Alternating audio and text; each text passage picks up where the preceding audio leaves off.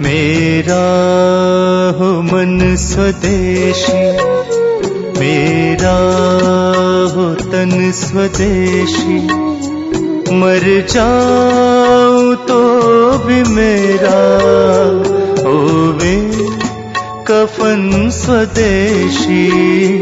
मेरा हो मन स्वदेशी, मेरा हो तन स्वदेशी, मर जाऊं तो भी मेरा होवे कफन स्वदेशी। देवियों और सज्जनों नमस्कार। आज की इस खुशनुमा सुहावनी सुबह में आप सबों का तहे दिल से मैं स्वागत करता हूं। मैं श्री निरंजन वर्मा जी से दरख्वास्त करूंगा कि वो राजीव दीक्षित को मंच पर ले आएं।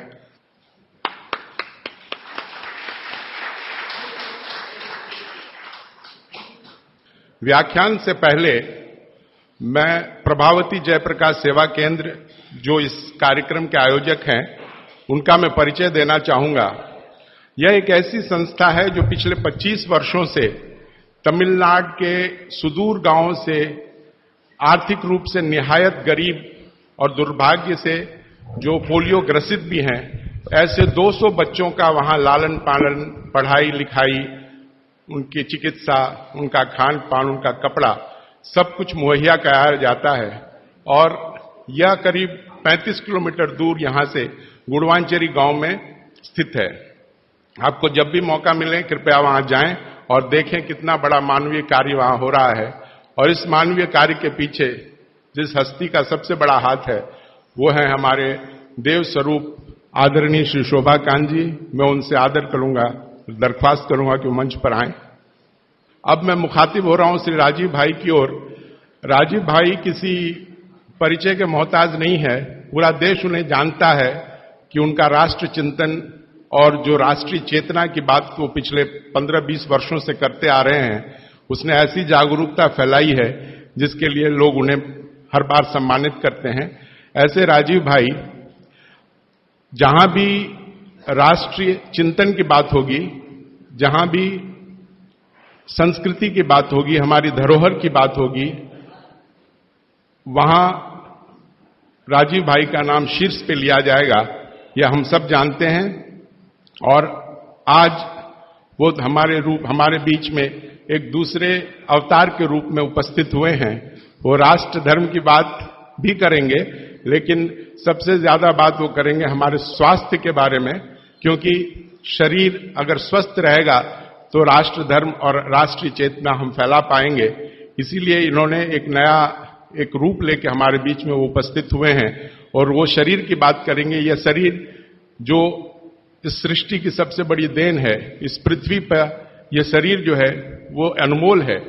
उस शरीर के बारे में हम उतना नहीं जानते जितना कि हमें जानना चाहिए। और इस शरीर के लिए बहुत सारे ऋषि मुनियों ने अपने अपने तरीके से हमें बताया है। उन्होंने अपने अनुभवों को ग्रंथों में लिखा है, लेकिन जिसे हम पढ़ नहीं पा रहे हैं।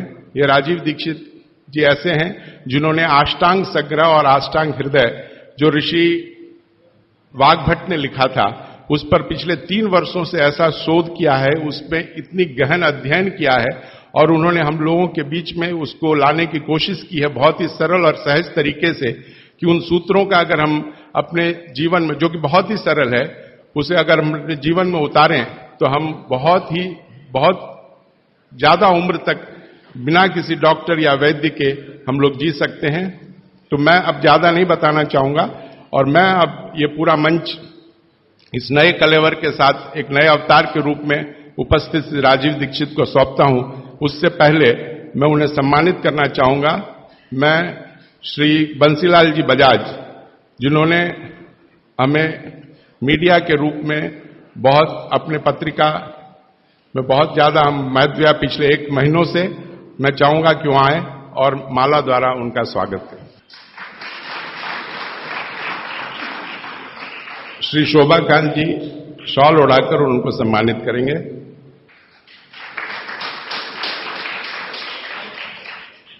अब पूरा मंच राजीव दीक्षित को समर्पित है और मैं चाहूंगा कि अपने मोबाइल फोन्स को या तो स्विच ऑफ कर लें या फिर उसे साइलेंट मोड में डाल दें, क्योंकि स्वास्थ्य के लिए या स्वस्थ होने के लिए यह हमारा पहला चरण होगा। श्री राजीव दीक्षित जी।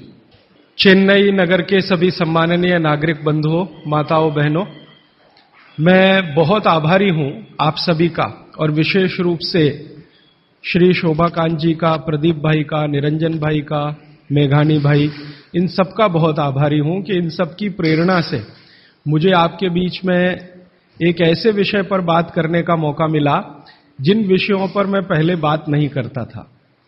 हमारी जो चिकित्सा और स्वास्थ्य का विषय है, इस पर बात करने की प्रेरणा मुझे पिछले 3-4 साल पहले हुई, जब मैंने भारत सरकार को एक पत्र लिखा था। मैंने भारत देश की सरकार के स्वास्थ्य मंत्री को एक पत्र लिखा था, ये जानने के लिए कि हमारे देश के लोगों की स्वास्थ्य की स्थिति क्या है। हमारे देश की सरकार हर 10-10 साल में एक जनसंख्या की गणना कराती है, जिसको सेंसस कहते हैं हमारे देश में। तो जब सेंसस होता है तब उस समय ये भी गणना की जाती है कि कितने लोग बीमार हैं, किनको क्या क्या बीमारी है, और कितने लोग स्वस्थ हैं, कितने संपूर्ण स्वस्थ हैं, कितने आधे स्वस्थ हैं। तो मैंने आज से लगभग 4 साल पहले एक पत्र लिखा था स्वास्थ्य मंत्री को, और उसमें एक ही प्रश्न पूछा था कि भारत के लोगों की स्वास्थ्य की स्थिति क्या है। तो हमारे देश के मंत्री महोदय के सचिव ने, सेक्रेटरी ने उत्तर दिया कि देश के लोगों की स्वास्थ्य की जो स्थिति है उसके लिए हम आपको पूरा डाटा भेज रहे हैं, आप उसका अध्ययन करके खुद अंदाजा लगा लीजिए। तो सरकार ने जो मुझको डाटा भेजा वो 1-2 पन्ने का नहीं था, वो काफी 600-700 पन्ने का मोटा सा एक पुलिंदा था।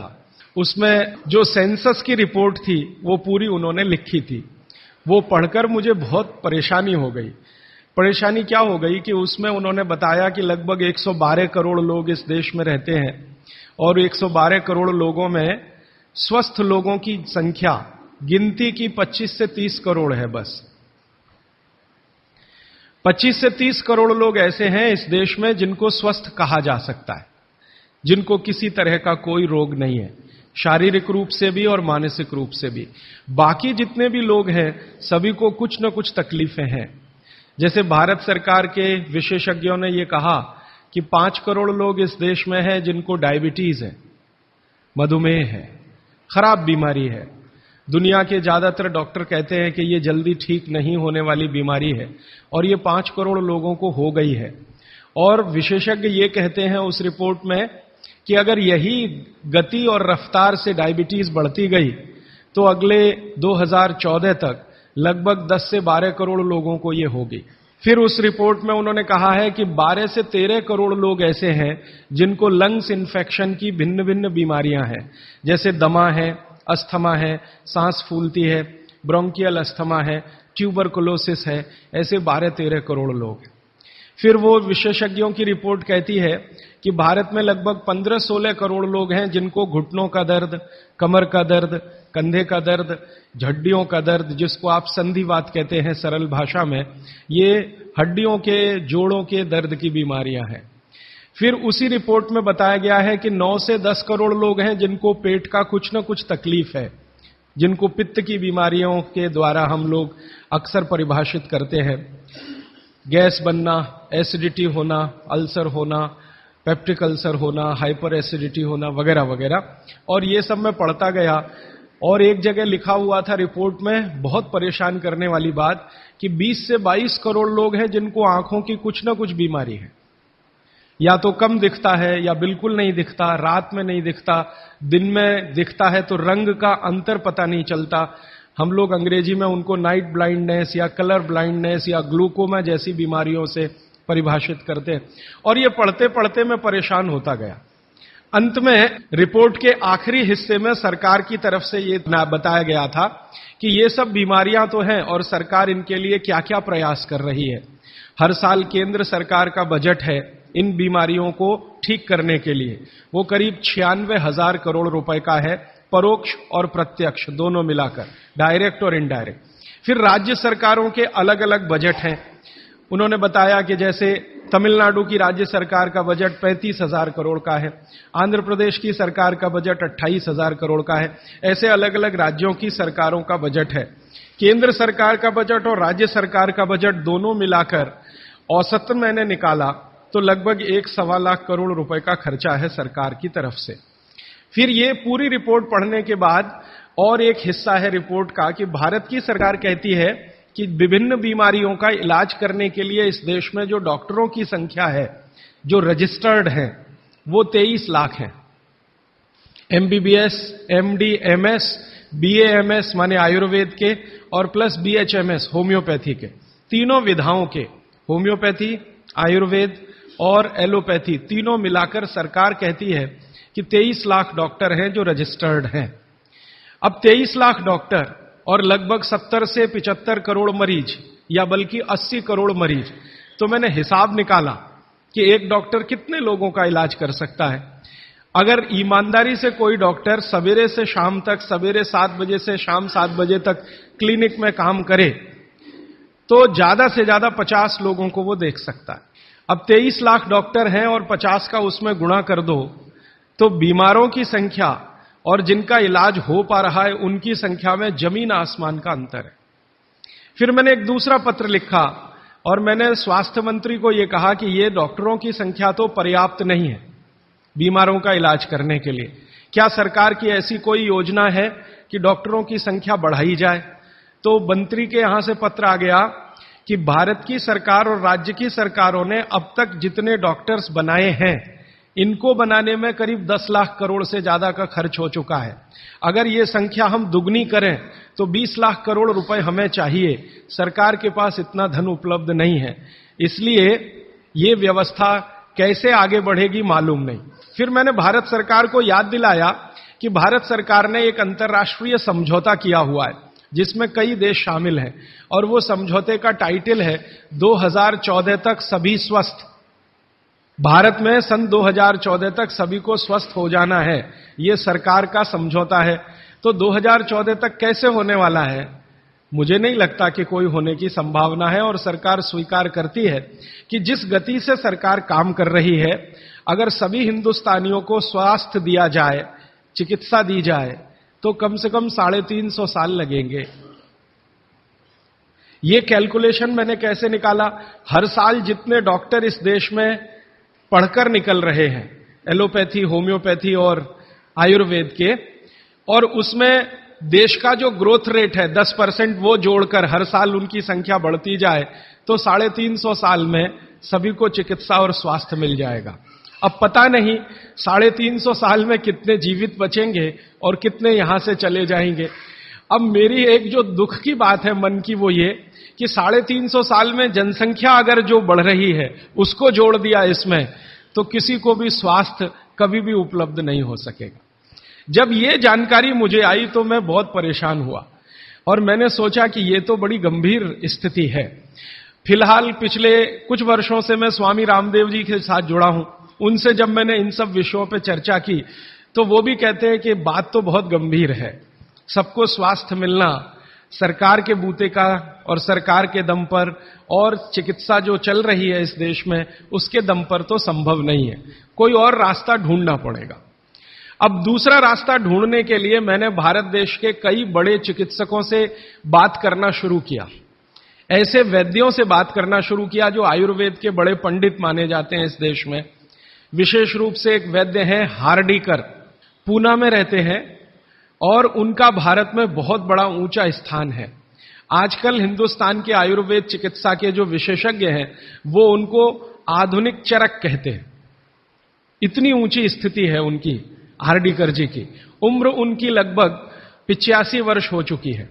मैंने हार्डीकर जी से कहा कि भारत की चिकित्सा की जो स्थिति है वो ये है, सरकार कहती है, आप क्या मानते हैं? तो उन्होंने कहा कि भारत में किसी को भी सरकार के भरोसे चिकित्सा कभी नहीं मिल सकती। अगर कोई व्यक्ति चाहे तो अपनी चिकित्सा स्वयं करे तभी रास्ता खुलेगा और कोई रास्ता नहीं। हार्डीकर जी ने एक दिन मुझे कहा कि तुम जानते हो 200 साल पहले हिंदुस्तान में लोग बीमार नहीं थे इतने। तो मैंने कहा आप कैसे कहते हैं? उन्होंने कहा स्टैटिस्टिक्स देख लो, आंकड़े देख लो। तो 200 साल पहले के भारत के लोगों के चिकित्सा और स्वास्थ्य के आंकड़े मैंने इकट्ठे किए, जो अंग्रेजों की सरकार के द्वारा तैयार किए गए थे, क्योंकि उस समय भारत में अंग्रेजों की सरकार चलती थी। तो मुझे हैरानी हुई कि आज जितने बीमार हैं और उस समय जितने बीमार थे, आज जितनी जनसंख्या है और 200 साल पहले जितनी जनसंख्या है, वो सब बातों को ध्यान में रखते हुए मैं अगर आपको सरल भाषा में कहूं कि अगर आज 100% लोग बीमार हैं तो 200 साल पहले मुश्किल से 8 या 10% लोग ही बीमार थे। अब वो 8 से 10% लोगों की चिकित्सा के लिए अंग्रेजों ने एलोपैथी व्यवस्था यहां शुरू की थी, जो शायद पर्याप्त रही होगी, क्योंकि बीमारों की संख्या बहुत कम थी। आज बीमारों की संख्या हमारी कुल संख्या की 70 से 80% हो गई है और ये चिकित्सा लगभग फेल हो गई है। पिछले 60 वर्षों में आजादी के बाद आप सब जानते हैं, सरकार भी मानती है इस बात को कि जितना विकास हुआ है एलोपैथी चिकित्सा का, जितने डॉक्टर बढ़े हैं, जितनी दवाएं बढ़ी हैं, जितने हॉस्पिटल्स बढ़े हैं, जितनी सुविधाएं बढ़ी हैं, उतनी बीमारियां कई गुना गति से बढ़ गई। अब न हॉस्पिटल पर्याप्त हैं न डॉक्टर पर्याप्त हैं। आप अक्सर आए दिन अखबारों में समाचार पढ़ते होंगे, टीवी पर देखते होंगे कि लोगों को बिना इलाज के मर जाना पड़ता है, बिना दवा के मर जाना पड़ता है, हॉस्पिटल के बाहर बेचारे पड़े रहते हैं और डॉक्टर कहते हैं कि उनके ऊपर काम का इतना बोझा है कि वो सभी पेशेंट को अटेंड नहीं कर सकते। ये दोनों तरफ की बातें समझने के बाद मुझे वैद्य हार्डीकर जी की बात समझ में आई कि सब लोग अपनी चिकित्सा करने लगे हैं तो रास्ता खुलता है सभी के स्वस्थ होने का। तो मैंने एक दिन हार्डीकर जी को पूछा कि क्या यह संभव है कि हर आदमी अपनी चिकित्सा खुद कर ले, तो डॉक्टर की क्या जरूरत है?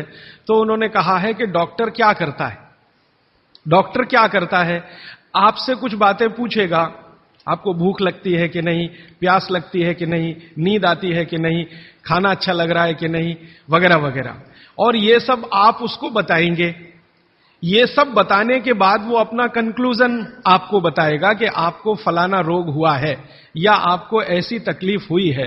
मतलब क्या है, डॉक्टर ने जो कुछ बताया आपके कहने पर, वो कोई भगवान तो नहीं है, ऐसा डॉक्टर तो कहीं नहीं है कि जो आप कुछ भी ना कहो और बता दे कि आपको ऐसा है। शायद 250-300 साल पहले रहे होंगे ऐसे कुछ चिकित्सक जो नाड़ी देखते ही बात करते थे कि आपने 10 दिन पहले ये खाया। हार्डीकर जी ने मुझे बताया कि ऐसे वैद्य रहे हैं इस देश में जो 1 मिनट आपकी नाड़ी पकड़ लें तो बता देंगे कि कल क्या खाया, 2 दिन पहले क्या खाया, 4 दिन पहले क्या खाया, 10 दिन पहले क्या खाया। अब ऐसे लोगों की कमी बहुत है इस देश में, संख्या भी कम है। तो हार्डीकर जी ने मुझे कहा कि आप जो बताते हैं डॉक्टर उस पर से अपना तय करता है, लेकिन उसमें भी वो पक्का नहीं होता। एलोपैथी चिकित्सा में तो सिद्धांत ही है trial and error, trial and error, trial and error, माने कोशिश करो और गलतियां करो, कोशिश करो और गलतियां करो, कोशिश करो, माने तीर चलाओ, लगे तो ठीक, नहीं तो तुक्का। ये बात हार्डीकर जी के मुंह से सुनी तो मुझे लगा कि वो आयुर्वेद चिकित्सक हैं, शायद इसलिए ऐसा बोलते होंगे। फिर मैंने ये बात कंफर्म करने के लिए एलोपैथी के कई बड़े डॉक्टरों से बात की, बहुत बड़े बड़े डॉक्टरों से बात की, दिल्ली में, मुंबई में। वो कहते हैं कि देखो बात तो सही है, लेकिन हम इसको जाहिर में नहीं कह सकते, माने आप जैसे लोगों के सामने नहीं कह सकते कि हम सब ट्रायल एंड एरर पे काम करते हैं, हम सब तीर चलाते हैं, लग जाए तो ठीक है, नहीं तो तुक्का है। माने आपका जो इलाज किया जाता है वो एक कुछ एजम्पशंस के आधार पर है, कंफर्म कुछ भी नहीं है उसमें। काम कर गया तो ठीक है, नहीं तो आप तो मर ही जाएंगे। डॉक्टर कहेगा मैंने तो बहुत कोशिश की, अब मैं क्या कर सकता हूं, और आप चुपचाप अपने पेशेंट की डेड बॉडी लेके वहां से चले आएंगे। मैं आपको एक बहुत गंभीर बात कहना चाहता हूं। हिंदुस्तान के एलोपैथी चिकित्सा के शीर्षस्थ डॉक्टर जो इस देश में हैं, उनकी एक संस्था है। वो संस्था की एक कॉन्फ्रेंस में मैं चला गया था गलती से, एक डॉक्टर मुझे पकड़ के ले गया था, मेरा जाने का तो कोई अधिकार नहीं था, लेकिन डॉक्टर ले गया था। वो कहता था कि तुम सुनना बस बैठ के, हम बात क्या करते हैं, कुछ बोलना नहीं, कुछ कहना नहीं, रिएक्ट नहीं करना, बस सुनना, हम देखो क्या बातें करते हैं। तो उस कॉन्फ्रेंस में 3 दिन में बैठा रहा दिल्ली में। जो बातें होती हैं वो आपको सुना दी जाएं तो आप किसी भी एलोपैथी चिकित्सक के पास नहीं जाएंगे। वो बिल्कुल इस तरह से बातें करते हैं जैसे कोई कसाई बकरे को काटने से पहले बात करता है। ऐसी स्थिति इस देश में आ गई है। फिर 3 दिन सुनने के बाद मैं परेशान हो गया, तो मैंने वो डॉक्टर से कहा मैं जाना चाहता हूं। उसने कहा अब तुम समझ गए हम लोग क्या हैं। तो मैंने कहा ये आपने मुझे समझाया क्यों? तो उन्होंने कहा तुम एक काम कर सकते हो जो हम नहीं कर सकते, कि ये बातें दूसरों को समझा दो। ऐसी स्थिति है। उसमें जो सबसे गंभीर बात हुई थी वो मैं आपको एक वाक्य में कहना चाहता हूं। वो ये कहते थे सभी डॉक्टर एक दूसरे से सहमत होते हुए कि 250 वर्षों में एलोपैथी चिकित्सा ने एक ही काम किया है, दर्द से लड़ने का, बस इसके अलावा कुछ नहीं। 250 वर्षों में एलोपैथी चिकित्सा ने एक ही रिसर्च किया है, एक ही काम किया है, एक ही शोध किया है, वो दर्द से लड़ने का, इसके आगे कुछ नहीं है। और ये बात मैं बहुत घंटों घंटों सोचता रहा, तब जाकर मुझे मन में प्रेरणा हुई कि मुझे तो भारत के लोगों को कुछ और बताने की जरूरत है।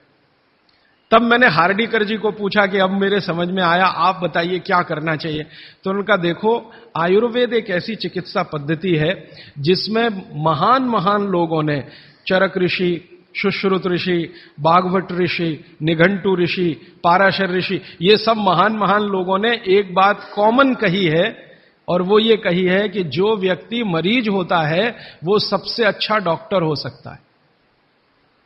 इसको आप गंभीरता से मनन करते रहिए।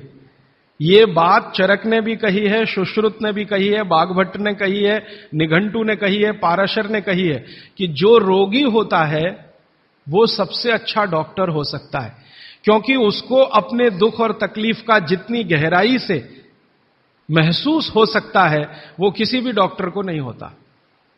जो अपने दुख तकलीफ को गहराई से महसूस कर सकता है वो चिकित्सा भी कर सकता है, बस उसको कुछ ज्ञान की जरूरत है। और कुछ ज्ञान, ज्यादा नहीं, थोड़ा सा ज्ञान अगर उसके जीवन में है तो वो कहते हैं कि वो हर तरह की बीमारी से लड़ सकता है और दूसरों को मदद कर सकता है। उनके इस वाक्य से मुझे बहुत प्रेरणा हुई कि जो रोगी है वो सबसे अच्छा चिकित्सक हो सकता है। और आयुर्वेद के जितने बड़े पंडित हैं वो भी मानते हैं इस बात को। वो ये कहते हैं कि आयुर्वेद का 85% हिस्सा, ये बात मैं आप सबको बहुत विनम्रता पूर्वक लेकिन गंभीरता से कह रहा हूं, इसको आप कभी भूलिएगा मत। आपके जीवन के स्वास्थ्य और चिकित्सा का 85% हिस्सा इतना सरल और आसान है कि आप स्वयं उसे कर सकते हैं। मात्र 15% हिस्सा ऐसा है जिसमें आपको किसी विशेषज्ञ की मदद की जरूरत पड़ सकती है। मात्र 15%। अगर परसेंटेज में बात किया जाए तो आप जानते हैं 33% पर आदमी पास हो जाता है, और उसके ऊपर सेकंड डिवीजन, थर्ड डिवीजन, और 60 पे तो फर्स्ट डिवीजन होती है। 75% पे तो डिस्टिंक्शन आ जाती है। मैं 85% की बात कर रहा हूं। 85%, 85% चिकित्सा और स्वास्थ्य का हिस्सा ऐसा है जो आप स्वयं अपने जीवन में कर सकते हैं बिना किसी विशेषज्ञ की मदद के। बस 15% हिस्सा है जिसमें किसी विशेषज्ञ की जरूरत है। और आपको मैं एक आगे की बात कहता हूं कि ये जो 15% हिस्सा है आपकी जिंदगी का जिसमें आपको विशेषज्ञ की जरूरत पड़ती है, ये हिस्से में सबसे कम बीमारियां हैं। सबसे कम बीमारियां, माने जहां आपको विशेषज्ञ की आवश्यकता पड़े आपके जीवन में, वो बीमारियों की संख्या सबसे कम है। और जहां विशेषज्ञ की जरूरत नहीं है आपको अपने जीवन में, वो बीमारियां सबसे ज्यादा है। इसका माने कि हम 85% तो डॉक्टर हो ही सकते हैं। कंक्लूजन इस बात का यह है। अब आप अगर 85% से और बेहतर डॉक्टर होना चाहते हैं तो बागभट्ट ऋषि कहते हैं कि अपने शरीर को थोड़ा जान लीजिए, बस। और वो दूसरी महत्व की बात कहते हैं कि अपने भोजन को पहचान लीजिए। शरीर को जान लीजिए, भोजन को पहचान लीजिए, तो वो कहते हैं आप 100% डॉक्टर हो सकते हैं। शरीर को जान लीजिए मतलब थोड़ा फिजियोलॉजी, थोड़ा एनाटॉमी, आज की भाषा में मैं कहूं थोड़ा शरीर विज्ञान आपको मालूम हो। और ये बहुत आसान है आजकल, कोई मुश्किल काम नहीं है। भारत सरकार ने विभिन्न तरह की छोटी छोटी पुस्तकें छपा रखी हैं जो बच्चों को पढ़ाई जाती हैं। एनसीईआरटी के सिलेबस में अब तो ये आ गया है।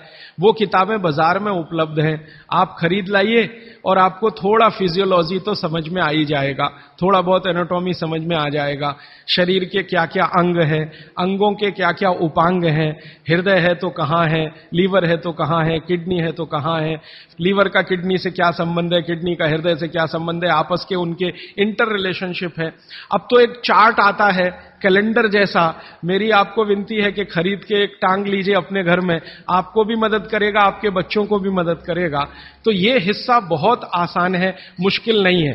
बस इसमें जो मुश्किल हिस्सा है वो ये कि शरीर के अंगों के और उपांगों के जो नाम हैं वो जो भाषा में दिए गए हैं वो आपको थोड़ा कम समझती है, तो आप आयुर्वेद वाला ले लीजिए, वो आसानी से समझ में आएगा, उनके आपस के संबंध वगैरह वगैरह। मैं इस विषय पर ज्यादा नहीं जाना चाहता क्योंकि ये उपलब्ध है आपके सामने, और इसमें ज्यादा बात करूंगा तो समय खर्च होगा। आपको सिर्फ संकेत कर रहा हूं कि आज आप चाहें तो आज, नहीं तो एक दो दिन में कुछ ऐसी पुस्तकें फिजियोलॉजी एनाटॉमी की खरीद लें, नहीं तो एक कैलेंडर चार्ट आता है वो ले लें, 2-3 कैलेंडर के चार्ट आते हैं वो ले लें। अभी सरकार ने एक 12 कैलेंडर का चार्ट निकाला है, बहुत ही सरल भाषा में है, बहुत आसान है, उसको घर में टांग कर पलटते रहें, देखते रहें। ज्यादा से ज्यादा 8-10 दिन आप देखेंगे, आपको समझ में आ जाएगा लीवर क्या है, हृदय क्या है, किडनी क्या है, आपस के इनके फंक्शंस क्या है। ये बात भागवत जी कहते हैं कि थोड़ा शरीर को जान लो और भोजन को पहचान लो। अब उसमें आगे उन्होंने एक सूत्र लिखा है संस्कृत में कि शरीर को जानना अगर है तो ठीक है, इसको जरा और समझिएगा, शरीर को जानना है तो ठीक है, लेकिन भोजन को पहचानना सबसे ज्यादा जरूरी। माने उनका कहना यह है कि शरीर को जान लें तो ठीक है, नहीं जाने तो भी भोजन को तो पहचान लें। और भागवत जी ने पूरी विनम्रता से, पूरी गंभीरता से एक बात लिखी है कि जिसने भोजन को पहचान लिया उसको जिंदगी में कभी भी किसी चिकित्सक की जरूरत तो नहीं पड़ेगी। अब भोजन को पहचान लिया माने रसोई घर को पहचान लिया, सीधी सी बात है। और भागवत जी कहते हैं कि जीवन की सबसे बड़ी खोज अगर कोई है तो वो रसोई घर है। और वो कहते हैं कि सबसे बड़ा विज्ञान अगर कोई है तो ये रसोई घर का विज्ञान है, जिसको भोजन विज्ञान कहें या पाक शास्त्र कला कहें, जो भी बात आप कहना चाहें। वो ये कहते हैं कि इससे बड़ी खोज पूरी दुनिया में हुई नहीं और अगले हजारों साल होगी नहीं। इतनी गहरी बात वो कहकर चले गए यहां से। वो कहते हैं कि पिछले हजारों साल में हुई नहीं भोजन से ज्यादा रिसर्च, और अगले हजारों साल में होगी नहीं। और मैं अपने अनुभव से और आप खुद अपने अनुभव से ये बात कह सकते हैं कि दुनिया में भोजन और रसोई पर सबसे ज्यादा रिसर्च अगर कहीं हुई तो भारत में हुई, और अगले हजारों साल भी होगी तो भारत में ही होगी। क्यों? दूसरे देशों में भोजन ही नहीं है, रिसर्च क्या करेंगे? हो भोजन तब तो रिसर्च करें।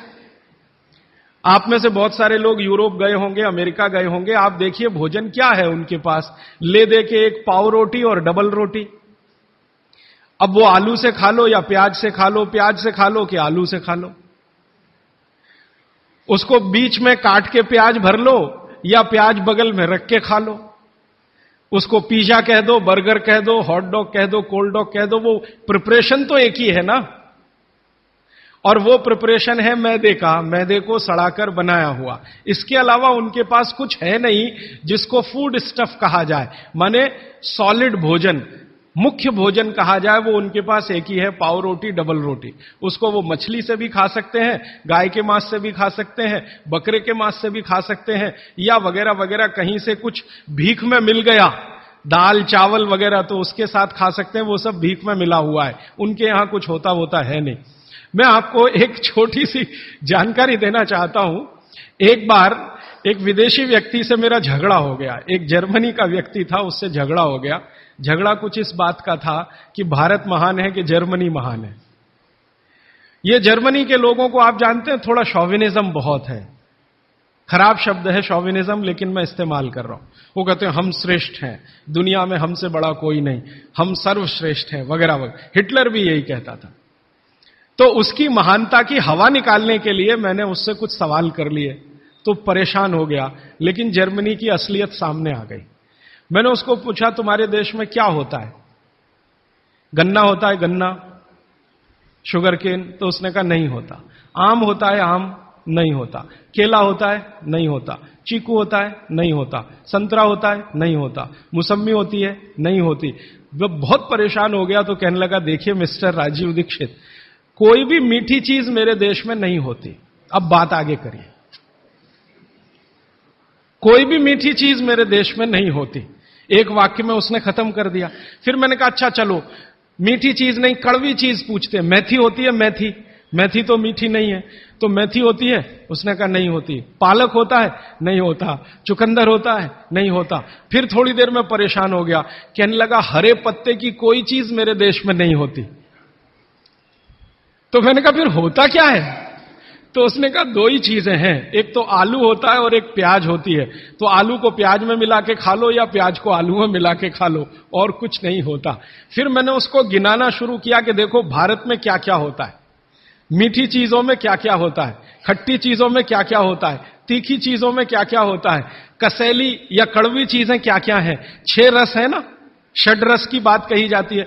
6 रस में मैंने गिनाना शुरू किया तो वो कहता है कि यार इसमें तो एक एनसाइक्लोपीडिया लिख जाएगा। मैंने कहा यस, भारत में इतना ही होता है। और मैंने उसको जब ये कहा कि ये हर गांव में होता है, तब तो वो बहुत परेशान हो गए। मैंने कहा हर गांव में होता है, 7,32,000 गांव हैं, हर गांव में ये सब होता है। माने किसी गांव को दूसरे पर निर्भर रहने की जरूरत नहीं है, नमक को छोड़कर। तब उसने कहा कि सच में इंडिया इज ग्रेट। ये ग्रेटनेस है अपने देश की। हमको अगर ये समझ में आती है तो भागवत जी की बातें हमको बहुत अच्छे से समझ में आएंगी। मैं भागवत जी के बारे में 1-2 जानकारी और देकर विषय पर आना चाहता हूं, ये भूमिका के रूप में कह रहा हूं। भागवत जी भारत देश के उन महान ऋषियों में गिने जाते हैं जिन्होंने चरक से भी ज्यादा काम किया। ये बात को बहुत ध्यान से आप सुनिएगा, लेकिन मैं विनम्रता पूर्वक कह रहा हूं। अब तक हमने बार बार चरक का नाम सुना है, चरक चरक चरक। भागवत जी चरक के शिष्य थे, और चरक ने जितने साल काम किया उससे 1.5 गुना ज्यादा काम भागवत जी का है। चरक जी के जाने के बाद चरक ने जो सूत्र लिखे हैं, जो उनकी खोज है, रिसर्च है, चरक संहिता जो पूरा का पूरा शास्त्र है, उसके एक एक सूत्र को प्रमाणित करने का काम भागवत जी ने किया। प्रमाणित करने का मतलब ऑब्जर्वेशन करना, फिर जैसा रिजल्ट है वैसा ही प्राप्त करना।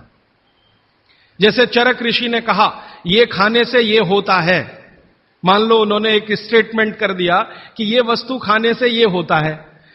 भागवत जी ने उसको प्रमाणित करने में 25 साल लगा दिए, 20 साल लगा दिए, 30 साल लगा दिए, और जब तक देख नहीं लिया तब तक उसको लोगों को कहने लायक नहीं माना। हमारे आयुर्वेद चिकित्सा शास्त्र के जो विशेषज्ञ हैं वो ये मानते हैं कि चरक जो थे महापंडित थे, बहुत ऊंचे स्थान के व्यक्ति थे, लेकिन भागवत जी थे वो साधारण आदमियों के चिकित्सक थे। इसका मतलब क्या है? इसका मतलब यह है कि चरक ने जो बातें बहुत गहराई से और गूढ़ शब्दों में कही हैं, भागवत जी ने उनको बहुत सरल करके साधारण लोगों की समझ में आए वैसा प्रस्तुतिकरण कर दिया है। भागवत जी की ये 2 पुस्तकें अष्टांग हृदयम और अष्टांग संग्रहम पढ़ने के बाद मुझे लगा कि मैंने चरक को पढ़ लिया, सुश्रुत को पढ़ लिया, निघंटु को पढ़ लिया, सबको पढ़ लिया, क्योंकि उन्होंने सबका निचोड़ डाल दिया उसमें। और वो ये कहते हैं कि अब मैंने जो तैयार कर दिया है अष्टांग हृदयम या अष्टांग संग्रहम, ये आम आदमी के लिए है। वो चाहे तो इसका पालन करे और अपने जीवन में मेरी तरह से सुखी और निरोगी रहे। भागवत जी 135 वर्ष तक जिंदा रहे, और उनके शिष्य बताते हैं कि उन्होंने इच्छा मृत्यु को धारण किया। माने उनकी इच्छा हो गई थी कि अब बहुत दिन जिंदा रहने से कोई फायदा नहीं है, तो मृत्यु को वरण किया। ऐसे पंडित आदमी, इतनी कमांड अपने शरीर पर। और वो ये कहते हैं जब मृत्यु को जा रहे थे तो उनके शिष्य कह रहे थे कि परेशान हम हो जाएंगे, आप चले जाएंगे, उनका कोई परेशानी नहीं है। ये शरीर छोड़ूंगा, दूसरा धारण करूंगा। जैसे तुम शर्ट बदलते हो, मैं बदल लूंगा, लेकिन अब मुझे जाना चाहिए, इस शरीर का सीमा हो गया है। ऐसे व्यक्ति जिन्होंने मृत्यु को धारण किया अपनी इच्छा से, उन्होंने जो कुछ अपने जीवन में किया है वो 2 ही पुस्तकों में सारा समाहित है। तीसरी कोई पुस्तक उन्होंने लिखी नहीं, और वही दोनों पुस्तकों में कुल मिलाकर 7000 सूत्र हैं। 7000, 2 पुस्तकों में कुल मिलाकर 7000 सूत्र हैं। सभी सूत्र संस्कृत में हैं, ये तो आप जानते ही हैं, क्योंकि उस जमाने में हिंदी थी नहीं, तमिल थी नहीं, तेलुगु थी नहीं, ज्यादा से ज्यादा संस्कृत ही थी या प्राकृत थी। तो संस्कृत में उन्होंने सब कुछ लिखकर छोड़ दिया। वही सूत्र मैं पिछले कई वर्षों से पढ़ता रहा, 4-5 वर्षों से तो बहुत ज्यादा पढ़ रहा हूं। जब से मुझे मन में ये बात आई, पढ़ता रहा। और हमारा जो अभियान है, जो पूरे देश में हम चलाते हैं स्वदेशी के लिए, उससे ये बहुत गहराई से जुड़ा है।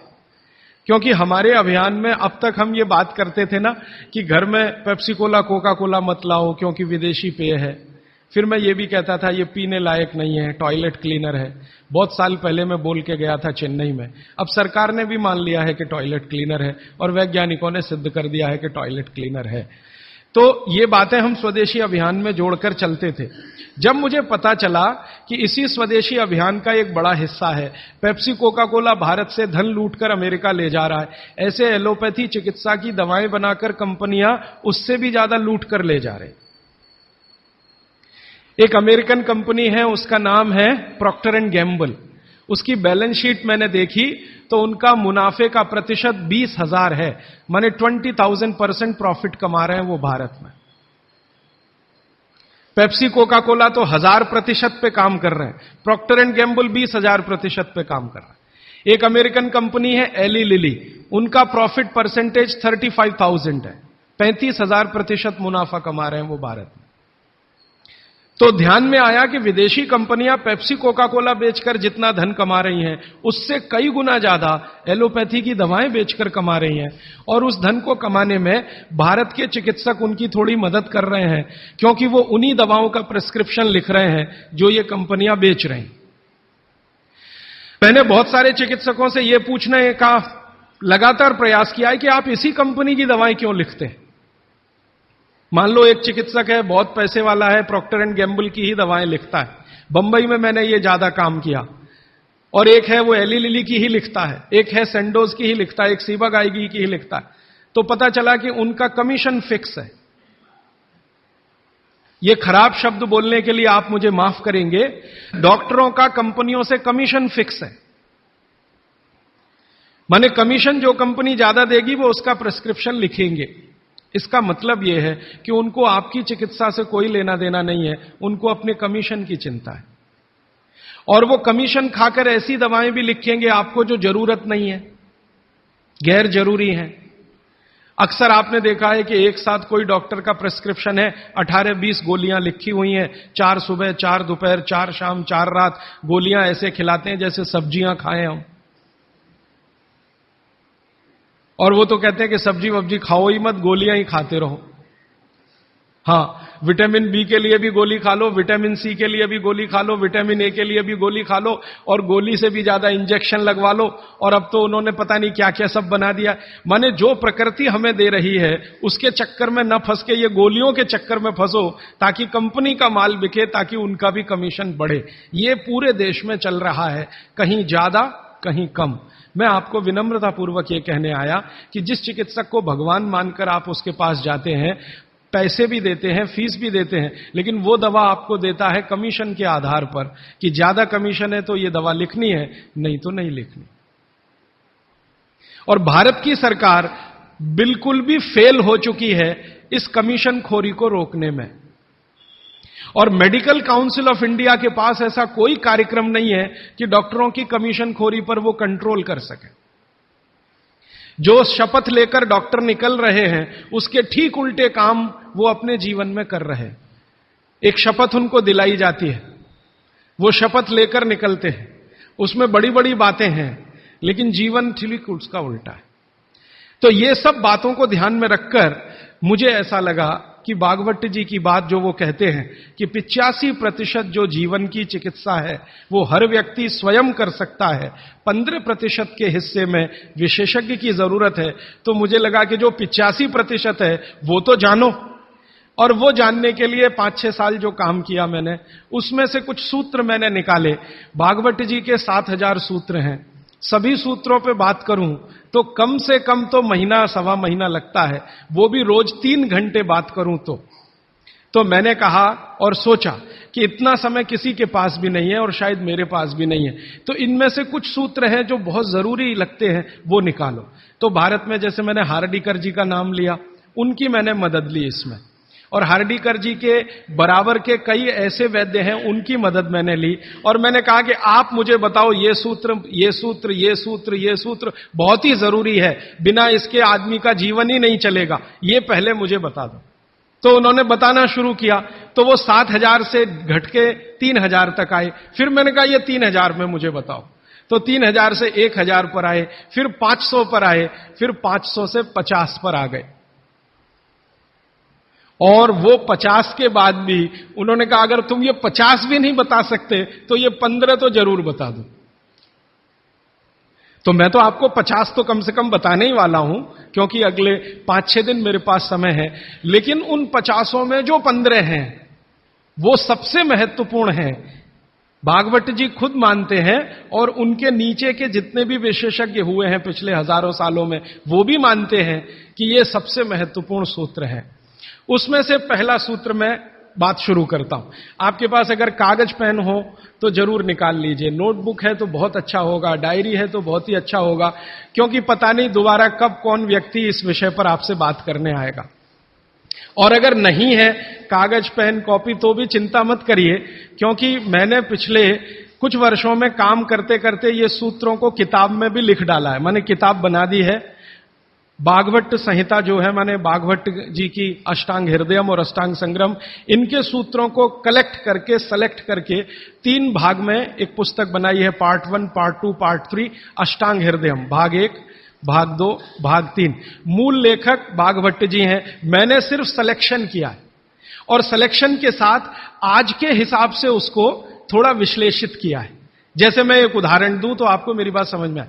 भागवत जी ने एक सूत्र लिखा, अब मैं संस्कृत में बात नहीं करूंगा क्योंकि समय बढ़ जाएगा। एक सूत्र उन्होंने लिखा कि भोजन को बनाते समय, इसको माताएं बहनें सब बहुत ध्यान से सुने, पुरुष भी सुने तो अच्छा है। भोजन को बनाते समय पवन का स्पर्श और सूर्य का प्रकाश अगर नहीं मिला, किसको? भोजन को।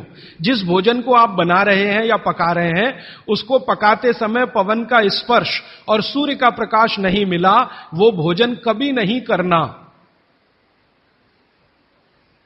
क्यों? तो वो आगे लिखते हैं, ये भोजन नहीं विष है। और फिर आगे लिखते हैं कि दुनिया में 2 तरह के विष हैं। एक ऐसे विष होते हैं जो तत्काल असर करते हैं, और एक ऐसे विष होते हैं जो धीरे धीरे असर करते हैं। तत्काल असर वाले विष आप जानते हैं, जीभ पर 1 ड्रॉप डालो मर जाओ, ऐसे बहुत विष हैं। और धीरे धीरे असर करने वाले विष माने 2 साल में, 5 साल में, 10 साल में, 15 साल में, 20 साल में असर करेंगे और आपको मरने की स्थिति में पहुंचा देंगे। तो सूत्र उनका इतना है कि जिस भोजन को बनाते समय पवन का स्पर्श और सूर्य का प्रकाश ना मिले, वो भोजन को कदापि ना करें, क्योंकि वो विष है। अब ये तो सूत्र है, पहले संस्कृत है, मैंने वो हटा दिया, संस्कृत नहीं कहा, सीधे हिंदी में कहा। अब इस हिंदी का विश्लेषण करें, हम कहना क्या चाहते हैं वो, और आज के हिसाब से विश्लेषण करें, सन 2007 के हिसाब से विश्लेषण करें। अब तक मैंने जो बोला वो भागवत जी का हिस्सा था, अब जो वो बोल रहा हूं वो मेरा हिस्सा है। भागवत जी कह रहे हैं कि प्रेशर कुकर का भोजन ना करें, क्योंकि प्रेशर कुकर एक ऐसी तकनीक है जिसमें भोजन बनाते समय ना तो सूर्य का प्रकाश जा सकता है, ना पवन का स्पर्श उसको मिलेगा। प्रेशर कुकर से जो भी है वो हवा बाहर तो आ सकती है, बाहर की हवा अंदर जाने की उसमें कोई डिवाइस नहीं है, कोई रास्ता नहीं। सूर्य का प्रकाश उसमें अंदर जाए ऐसी कोई टेक्नोलॉजी उसमें डेवलप नहीं हुई है। तो भागवत जी ने 3500 साल पहले कहा, शायद उनको ये अंतर चेतना में आ गया होगा कि ये कभी ना कभी आदमी प्रेशर कुकर बना ही लेगा। ये मैंने मजाक में कहा, लेकिन आज के हिसाब से आपको समझ में आए इसके लिए। तो वो ये कहते हैं कि प्रेशर कुकर का भोजन ना करें। माने हमारे घर में एक प्रेशर कुकर है जिस पर भागवत जी का सिद्धांत लागू नहीं होता। माने सिद्धांत ऐसे लागू नहीं होता कि हम उसका खाना खाएं, ना खाएं, वो विष है। फिर मैंने वैज्ञानिकों से बात की कि ये प्रेशर कुकर का भोजन विष है, ऐसा भागवत जी कहते हैं, आपका क्या कहना है? तो हमारे देश में CDRI नाम की एक बड़ी लेबोरेटरी है, सेंट्रल ड्रग रिसर्च इंस्टीट्यूट। वहां के 2 साइंटिस्टों ने कहा कि यार काम तो हमने करके देखा है, बात सही है भागवत जी। मैं कहता हूं ये टीवी पे बोलो, तो उन्होंने कहा ये प्रेशर कुकर कंपनियां गर्दन काट देंगी हमारी, टीवी पे नहीं बोल सकते हम, तुम चाहो तो बोलो। मैंने कहा आपकी रिसर्च क्या कहती है? वो ये कहते हैं कि ये जो प्रेशर कुकर है ज्यादा से ज्यादा या 99% एल्यूमिनियम के बने हुए हैं। एल्यूमिनियम आप जानते हैं। और वो ये कहते हैं कि भोजन रखने और बनाने का सबसे खराब मेटल अगर कोई है तो एल्यूमिनियम ही है। सबसे खराब मेटल जिसमें भोजन को आप रखें और भोजन को पकाएं वो एल्यूमिनियम ही है। और दोनों वैज्ञानिक, वो कहते हैं नाम नहीं लेना हमारा, इसलिए मैं नहीं ले रहा हूं, वो ये कहते हैं कि हमारा 18 साल का रिसर्च ये कहता है कि अगर इस एल्यूमिनियम के प्रेशर कुकर का खाना बार बार आप खाते जाओ तो गारंटी है कि आपको डायबिटीज तो हो ही जाएगा, अर्थराइटिस तो हो ही जाएगा, ब्रोंकाइटिस भी होने की पूरी संभावना है, और सबसे ज्यादा टीबी होने की संभावना है। अस्थमा, टीबी, ये सब होने की संभावना। मैं पूछा आपने अब तक कितनी बीमारियों को डिटेक्ट किया? तो उन्होंने कहा 48 बीमारियों को हम डिटेक्ट कर चुके हैं जो प्रेशर कुकर के खाने से ही होती हैं। और ये दोनों रिसर्चर, सबसे ज्यादा इन्होंने रिसर्च किया जेलों में। जेल है ना हमारी, वहां सभी कैदियों को एल्यूमिनियम के बर्तन में ही खाना मिलता है, आप जानते हैं। तो ये दोनों वैज्ञानिक लखनऊ के हैं। लखनऊ की जेल में, लखनऊ के आसपास की जेलों में इन्होंने बहुत काम किया। वो जेलों में जाते हैं और जो कैदी एल्यूमिनियम के बर्तनों में खाना खाते हैं उनके ऊपर उन्होंने बहुत काम किया। और उन्होंने कहा सबका जीवन कम होता है और जीवन की शक्ति कम होती है, प्रतिकारक शक्ति कम होती है और रोग बहुत जल्दी उनको आते हैं। बाद में मैंने एक छोटा सा काम इसमें ऐड किया। वो वैज्ञानिकों से रिपोर्ट लेने के बाद मैंने ये तय किया कि पता करो कि ये एल्यूमिनियम कब से आया, क्योंकि ये ज्यादा पुरानी चीज नहीं है। तो पता चला 100-125 साल पहले आया। 100-125 साल पहले अंग्रेजों की सरकार थी।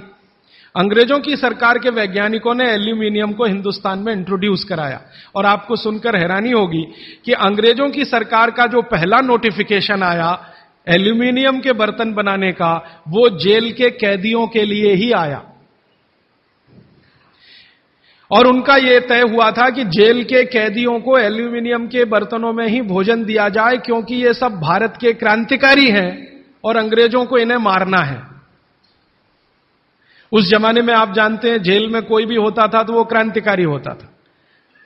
भगत सिंह हो या उधम सिंह, चंद्रशेखर हो या अशफाक उल्ला, राजेंद्र नाथ लाहिड़ी हो या ठाकुर रोशन सिंह, ये सब तो क्रांतिकारी थे जो जेलों में जाया करते थे अंग्रेजों के जमाने। इनको जानबूझकर एल्यूमिनियम के बर्तन में ही खाना देना है ताकि ये जल्दी मरे या मरने की स्थिति में आ जाए। तो समझबूझकर अंग्रेजों की सरकार ने एल्यूमिनियम के बर्तन इस देश में इंट्रोड्यूस किए। अब परिणाम क्या हुआ? अंग्रेज तो चले गए, लेकिन जेलों में आज भी यह नियम चल रहा है कि भोजन एल्यूमिनियम के बर्तनों में ही दिया जाएगा। अंग्रेज चले गए, फिर भी यह काम चल रहा है। और अब मुश्किल यह हो गई है कि वो जेलों से हमारे घर में आ गया और हमारे घरों से ज्यादा गरीबों के घर में आ गया। ज्यादा गरीब लोगों के भोजन तो सारे एल्यूमिनियम के बर्तनों में ही बन रहे हैं और वो बेचारे बिना जाने बूझे ट्यूबरकुलोसिस और अस्थमा जैसी बीमारियों के शिकार हो रहे हैं। तो भागवत जी का सूत्र तो बहुत सरल है, सिंपल है कि जो भोजन को बनाते समय सूर्य का प्रकाश या पवन का स्पर्श ना मिले वो भोजन कभी नहीं करना। मैंने उदाहरण के लिए आपको समझा दिया कि प्रेशर कुकर का भोजन नहीं करना क्योंकि ये जहर है। एक और चीज है अपने घर में, रेफ्रिजरेटर। रेफ्रिजरेटर भी एक ऐसी वस्तु है, एक ऐसी डिवाइस है, एक ऐसी टेक्नोलॉजी है जिसमें सूर्य का प्रकाश नहीं जा सकता, पवन का स्पर्श भी नहीं हो सकता। और एक तीसरी चीज है अपने घर में, माइक्रोवेव ओवन। इसमें भी सूर्य का प्रकाश नहीं जा सकता, पवन का स्पर्श नहीं हो सकता। मतलब सीधा सा यह है कि आधुनिक तकनीकी से बनी हुई चीजें जो हमारे घरों में आई हैं पिछले 15-20 वर्षों में, भागवत जी के अनुसार इनमें रखा हुआ पकाया हुआ भोजन विष है, तो ना करें। नहीं तो क्या होगा? आप कहेंगे जी हम तो करेंगे, हम तो छोड़ नहीं सकते प्रेशर कुकर को, हम तो छोड़ नहीं सकते रेफ्रिजरेटर को, हम तो छोड़ नहीं सकते माइक्रोवेव ओवन को, क्योंकि इसमें भोजन से समय बचता है। मेरा बहुत सारी माताओं और बहनों से तर्क हुआ है, वो ये कहते हैं कुकर में खाना बनाने से समय बचता है। तो मैं उनसे पूछता हूं ठीक है समय बचता है, तो बचे हुए समय का क्या करती हैं?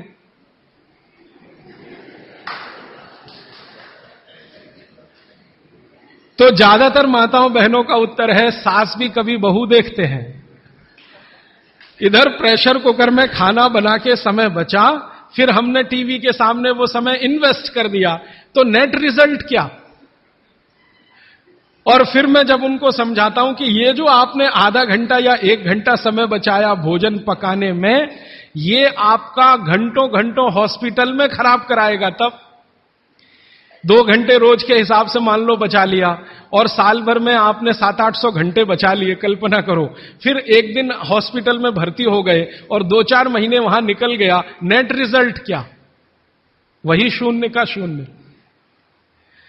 तो ये एक सूत्र है जिस पर मैं आपसे बात कर रहा हूं कि भोजन को बनाते समय, पकाते समय कोई ऐसी वस्तु जहां सूर्य का प्रकाश ना जाता हो, पवन का स्पर्श ना होता हो, वो ना करें। अब इसमें विश्लेषण की जरूरत है।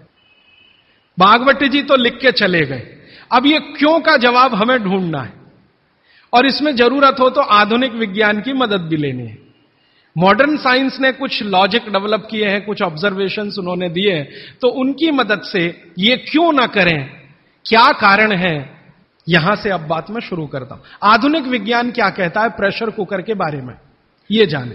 प्रेशर कुकर एक ऐसी टेक्नोलॉजी है जो खाने को जल्दी पकाती है, ये है सीधा सा मतलब।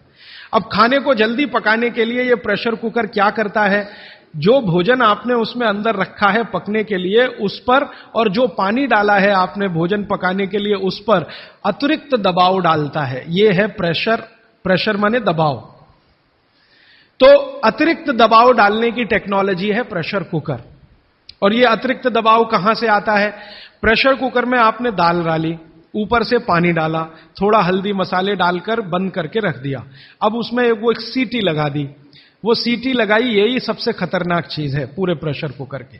सीटी ना लगाएं तो आपका प्रेशर कुकर आपके लिए अच्छा है। सीटी लगाते ही क्या करता है, पानी गर्म होगा।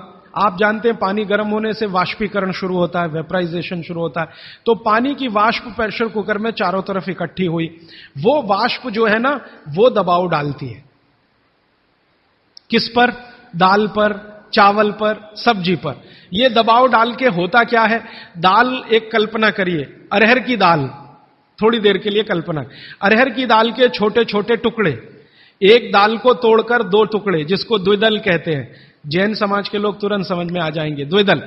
चने की दाल, अरहर की दाल, ये सब द्विदल है। इसको तोड़कर आपने दाल बनाई है। अब ये दाल पानी में पड़ी है, नीचे से गर्म और ऊपर से भाप का दबाव, तो ये दाल जो है ना फट जाती है। फटना समझते हैं? वो दरकना शुरू हो जाता है। उसके अंदर के जो मॉलिक्यूल हैं, दाल के अंदर जो अणु हैं, वो अणु एक दूसरे को जो जकड़कर बैठे हुए हैं, ये पानी का प्रेशर उन अणुओं को तोड़ता है और दाल दरकना शुरू होती है। वो दाल दरक जाती है और पानी इतना गर्म होता है तो उबल जाती है, पकती नहीं है, उबलती है। पकना और उबलने में अंतर है। तो उबल जाती है और दरक जाती है। आप खोलते हैं, 5 मिनट बाद आपको लगता है दाल पक गई है। पक नहीं गई है, वो थोड़ी सॉफ्ट हो गई है, नरम हो गई है, क्योंकि नीचे से गर्मी पड़ी, ऊपर से प्रेशर पड़ा वाष्प का। वो पकी नहीं है, उबल गई है और उसका सॉफ्टनेस बढ़ गई है। तो आपने खा लिया तो आपने कहा पकी हुई दाल खा ली। माफ करिए, दाल पकी हुई नहीं है, फिर आप बोलेंगे जी पकी हुई दाल और इस दाल में क्या अंतर है? पकी हुई दाल का आयुर्वेद में एक सिद्धांत है। आयुर्वेद में वैसे सभी सिद्धांत हैं, उसमें से एक मैं आपसे बता रहा हूं। आयुर्वेद चिकित्सा यह कहती है कि जिस वस्तु को खेत में पकने में जितना ज्यादा समय लगता है, जिस वस्तु को पकने में खेत में जितना ज्यादा समय लगता है, भोजन रूप में पकने में भी उसको ज्यादा समय लगता है। अब अरहर की दाल की बात करें, आप में से थोड़ा भी गांव से जुड़ा हुआ कोई व्यक्ति होगा तो आप जानते हैं अरहर की दाल को खेत में पकने में कम से कम 7 से 8 महीने लगता है। कम से कम 7 से 8 महीना लगता है। क्यों?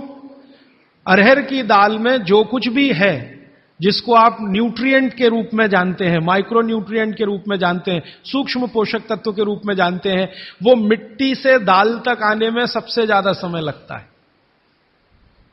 ये जो मिट्टी है ना खेत की, ये माइक्रो न्यूट्रिएंट्स का खजाना है। खेत की मिट्टी में कैल्शियम है, खेत की मिट्टी में आयरन है, खेत की मिट्टी में सिलिकॉन है, कोबाल्ट है, जिप्टन है, जोरोन है, ये सब माइक्रो न्यूट्रिएंट्स खेत की मिट्टी में है। ये पौधे की जड़ में आते हैं, जड़ से तने में आते हैं, तने से फल में आते हैं। इस पूरी क्रिया में बहुत समय लगता है, तो इसलिए दाल को पकने में समय लगता है। तो आयुर्वेद यह कहता है कि जिस दाल को खेत में पकने में ज्यादा समय लगा, उसको घर में भी पकने में ज्यादा समय लगना चाहिए। क्यों?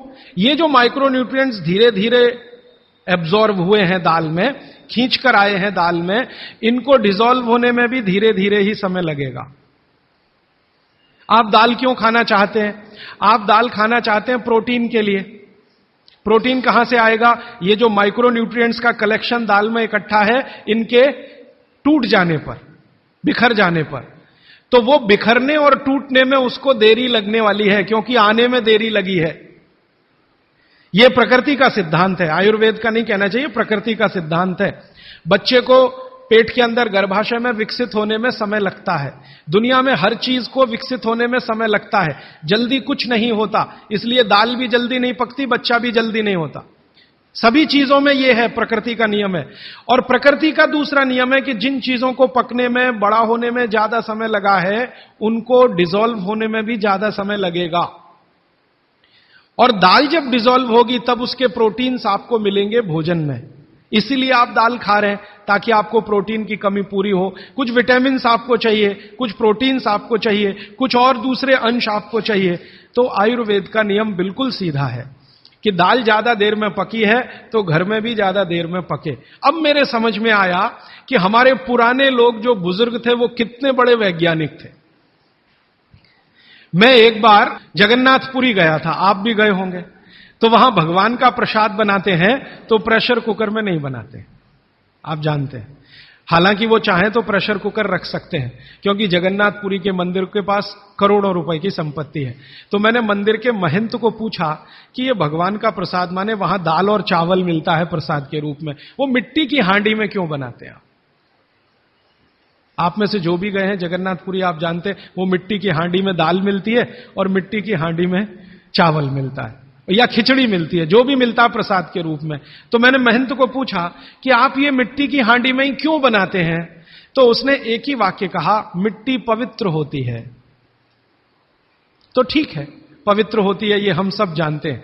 लेकिन वो जो नहीं कह पाया महंत, वो आपको मैं कहना चाहता हूं कि मिट्टी न सिर्फ पवित्र होती है, बल्कि मिट्टी सबसे ज्यादा वैज्ञानिक होती है। क्योंकि हमारा शरीर मिट्टी से बना है, मिट्टी में जो कुछ है वो शरीर में है, और शरीर में जो है वो मिट्टी में है।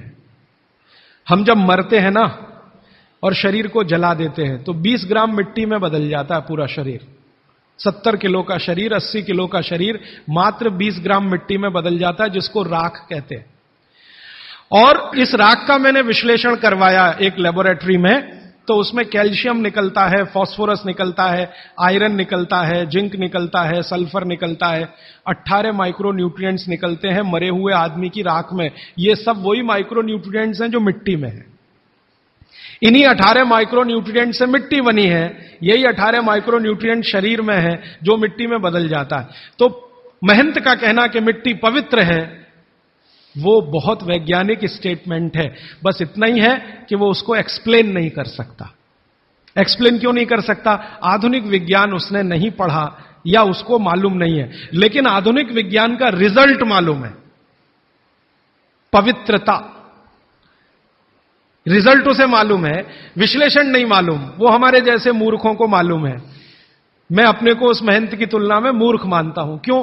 क्योंकि मुझे ये विश्लेषण करने में 3 महीने लग गए, वो बात 3 मिनट में समझा दिया कि मिट्टी पवित्र है। तो ये मिट्टी की जो पवित्रता है, उसकी जो माइक्रो न्यूट्रिएंट्स की कैपेसिटी या कैपेबिलिटी है, उसमें से आई है।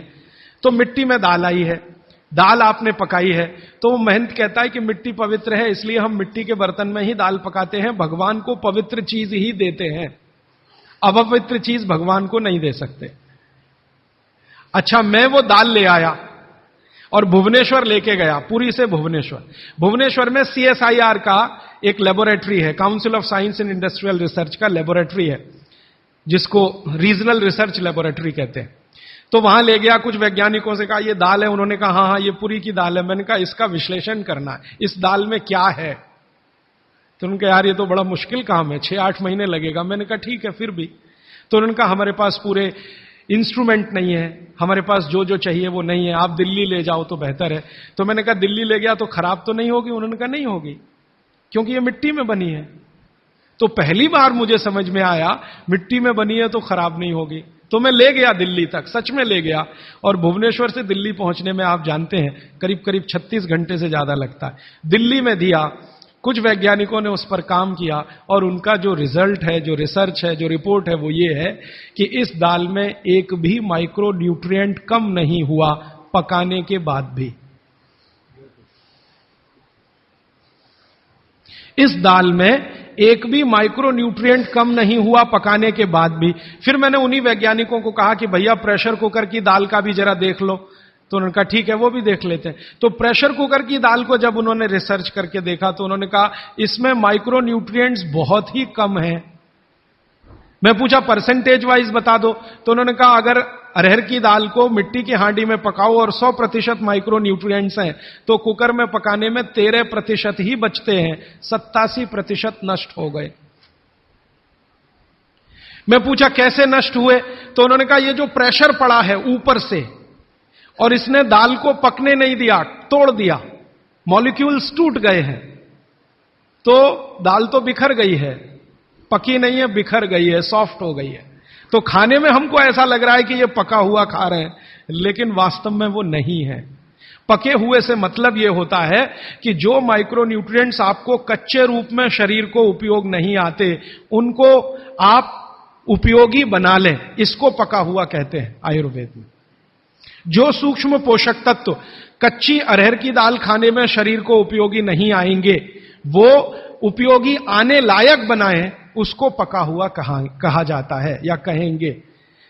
तो उन्होंने कहा कि ये मिट्टी की हांडी की दाल बहुत बहुत क्वालिटी में ऊंची है, बशर्ते कि आपके प्रेशर कुकर की। और दूसरी बात तो आप सभी जानते हैं, वो मुझे सिर्फ रिपीट करनी है कि मिट्टी की हांडी की बनाई हुई दाल को खा लीजिए तो जो उसका स्वाद है वो जिंदगी भर नहीं भूलेंगे आप।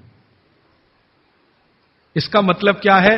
भारत में चिकित्सा का और शास्त्र पाक कला का ऐसा विज्ञान विकसित हुआ है जहां क्वालिटी भी मेंटेन रहेगी और स्वाद भी मेंटेन रहेगा।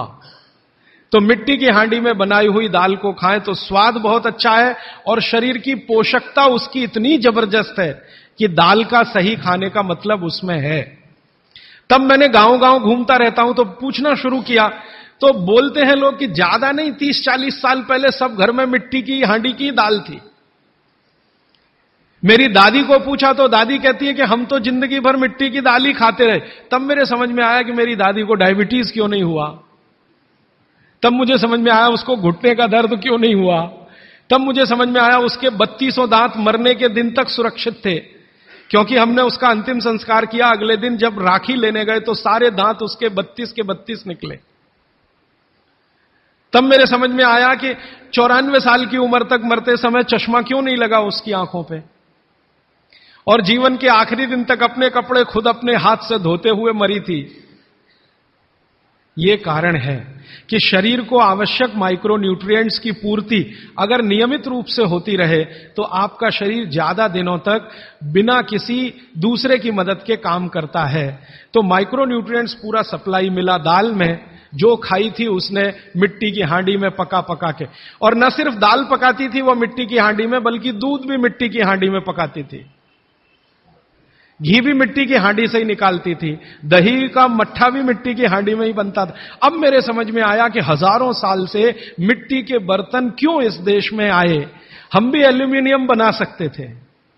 देखिए, बात मैं आपसे कहने जा रहा हूं वो ये कि हिंदुस्तान भी 2000 साल पहले, 5000 साल पहले एल्यूमिनियम बना सकता था, क्योंकि एल्यूमिनियम का रॉ मटेरियल इस देश में भरपूर मात्रा में है।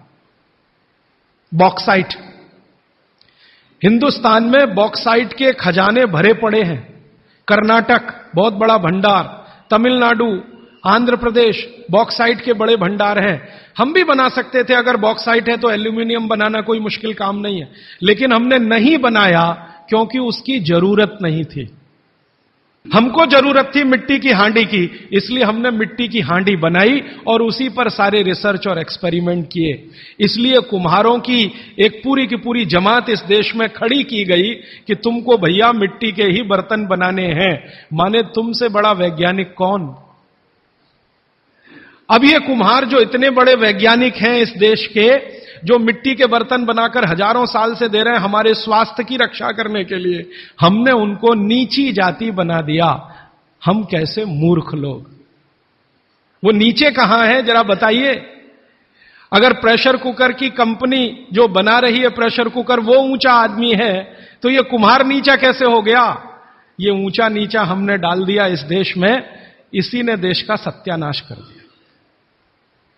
ये ऊंचा नीचा कुछ तो अंग्रेजों ने डाला, कुछ अंग्रेजों के पहले जो मुसलमान थे उन्होंने डाला, और कुछ अंग्रेज और मुसलमानों के जाने के बाद हम काले अंग्रेजों ने इसको ऐसा पक्का बना दिया कि कुम्हार इस देश में बैकवर्ड क्लास है।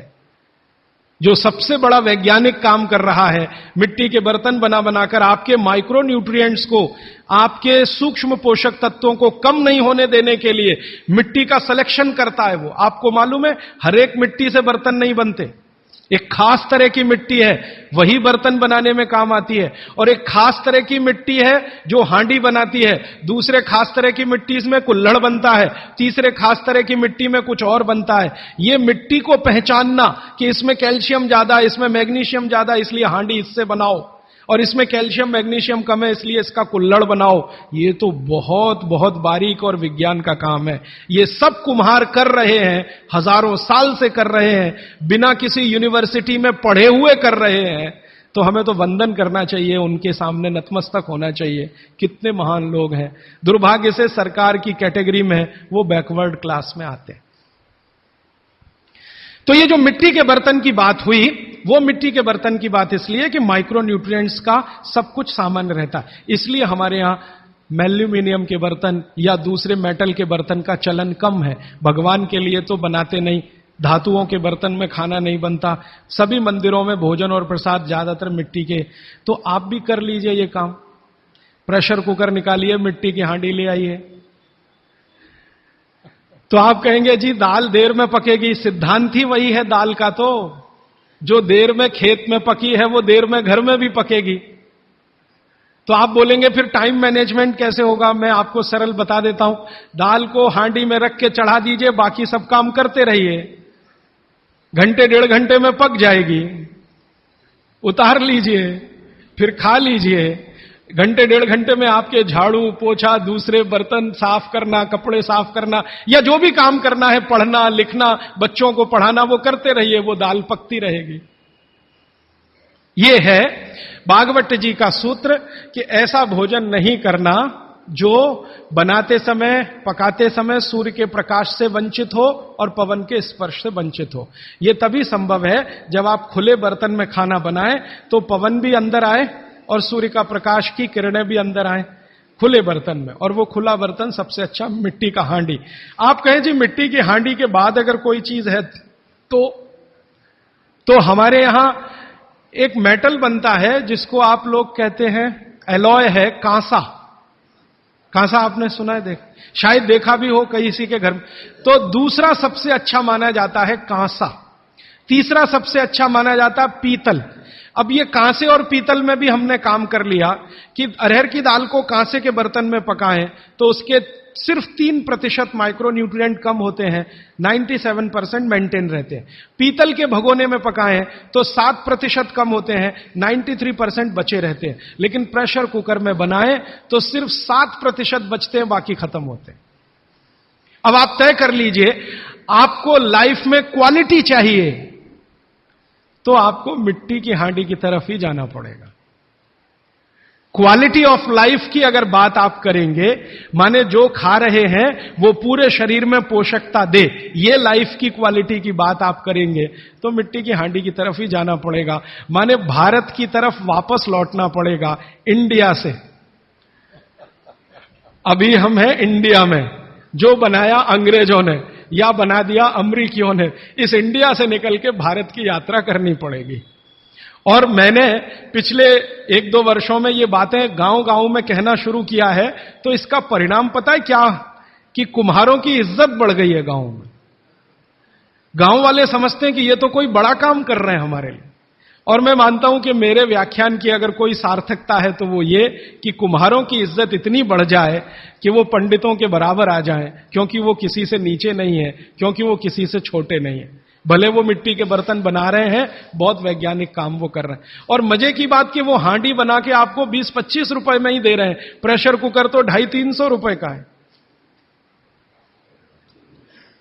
और सबसे मजे की बात कि ये हांडी जब खत्म होगी, माने इसकी लाइफ पूरी हो जाएगी, तो ये हांडी फिर मिट्टी में मिल जाएगी और फिर वही मिट्टी से हांडी बन जाएगी। दुनिया में ऐसी कोई वस्तु नहीं है। प्रेशर कुकर के बारे में तो नहीं कह सकते आप, बायोडिग्रेडेबल है।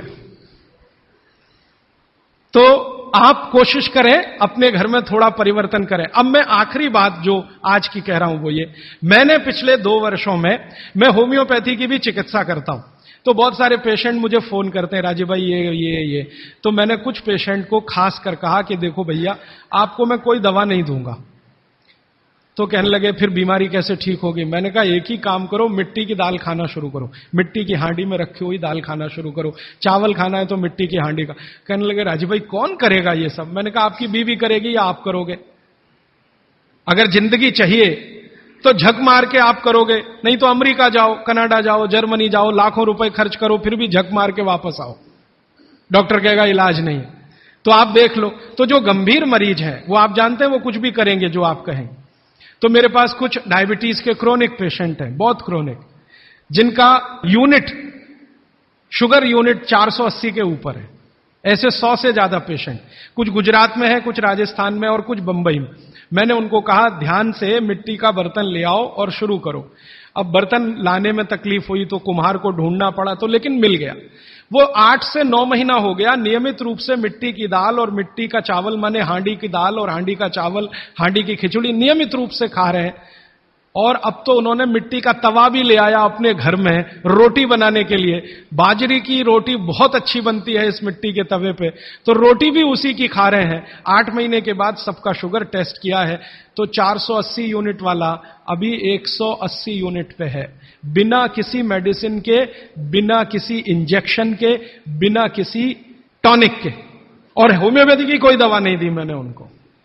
कुछ लोगों को ज्यादा परेशान थे, दवा भी दो, दवा भी दो।